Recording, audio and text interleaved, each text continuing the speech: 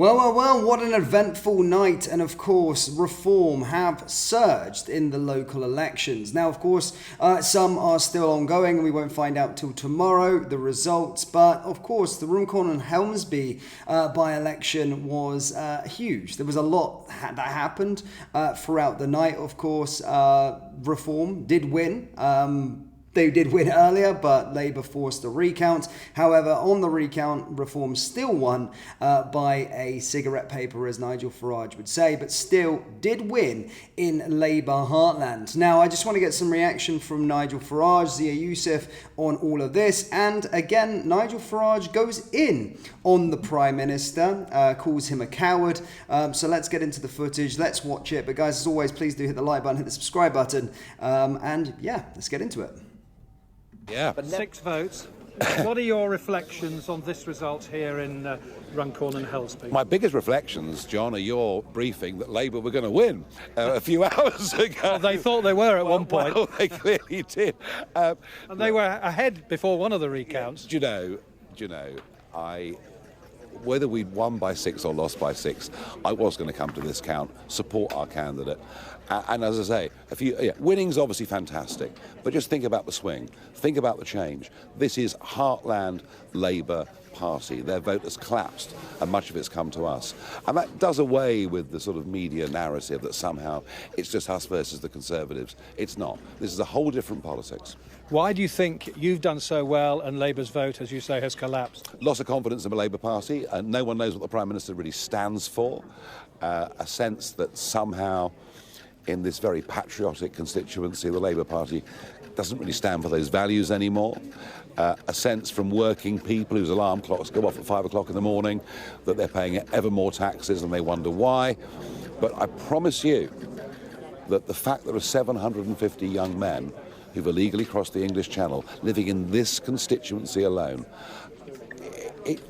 it's a sense of fairness and what's right and what's wrong, bordering, I would say, even on resentment.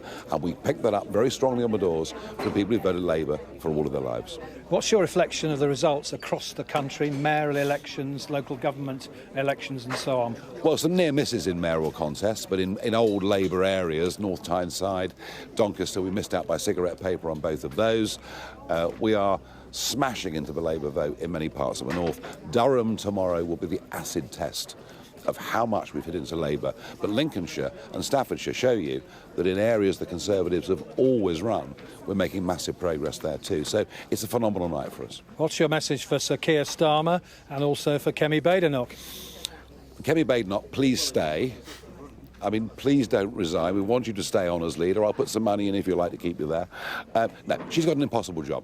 The Conservative Party is split. And what you'll see tomorrow, as the West Country results come in, is you'll see a stack of 2021 Conservative votes will have come to us, but also gone to the Liberal Democrats as well.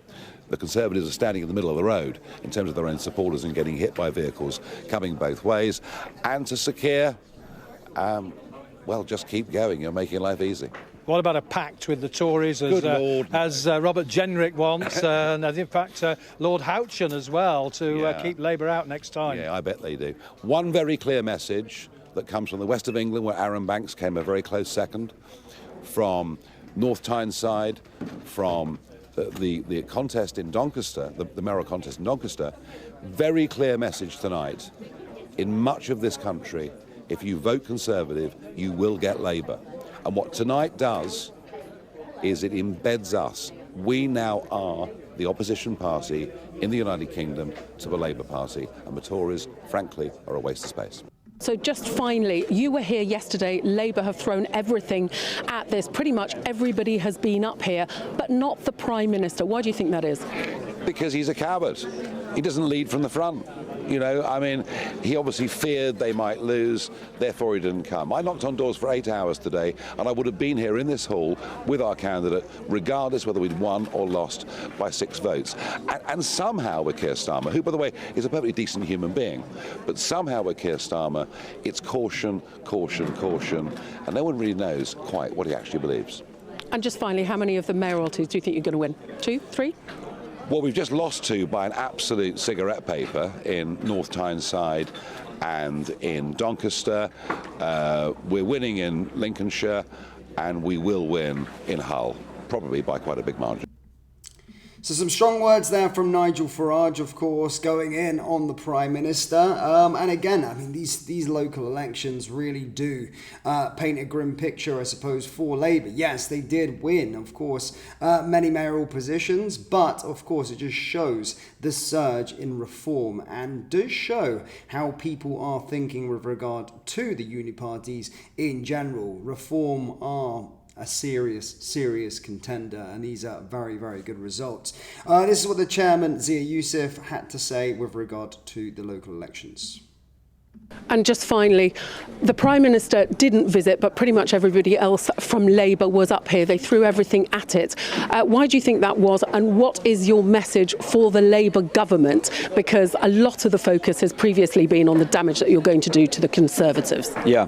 Well, look, my sense, having spent quite a lot of time here campaigning and knocking on doors, if the Prime Minister had visited, it would have been less close. Labour would have gotten far fewer votes. He is deeply, deeply maligned, deeply unpopular. The word betrayed kept coming up. This was something I picked up that was really interesting. When, on speaking to people on the doorstep, we spoke to so many Labour voters, in some cases lifelong Labour voters, who are now going to vote for reform, who kept using the word betrayed. They betrayed us. In a very similar way that I would hear the same word being used about Tories. Now, obviously, the Tories were total also-rans here. Isn't it funny that His Majesty's most loyal opposition, not even in the running for the first important parliamentary by-election here, but the most important thing is Keir Starmer has betrayed Labour. A lot of those voters feel betrayed. We are the party for working people. Nigel has been, I would say, at the forefront of saying, look, we're parking our tanks on Labour's lawns.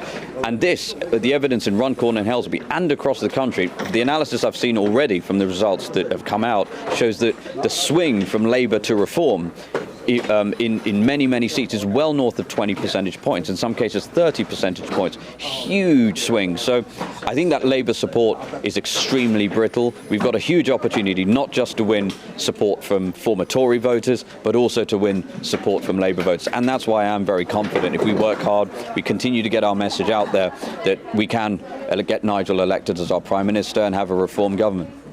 And just very finally, you're all from quite privileged backgrounds. Richard Tice, Nigel Farage, yourself. Working people, some very disadvantaged people are putting their faith in reform. Do you really get it, what they're going through?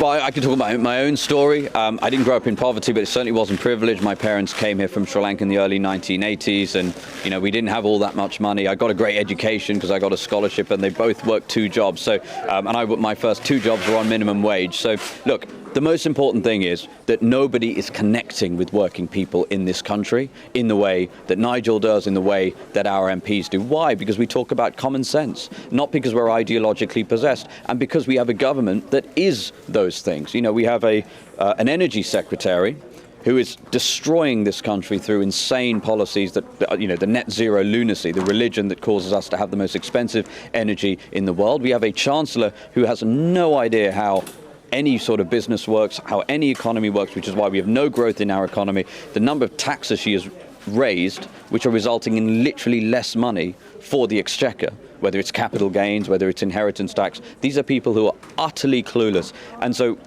when I walk around with Nigel, and he spent time here, he was here all day today, and he's been here 3 times during this campaign. He's a very powerful campaigner for us. The reception he gets from working people is unlike anything I've ever seen. Interesting. I do have a feeling that this is just the beginning for reform. But guys, I've had my say. Let me know your thoughts so far on the local election results. Down there in the comment section below, hit the like button, hit the subscribe button, and I'll see you all next time. Take care. Peace.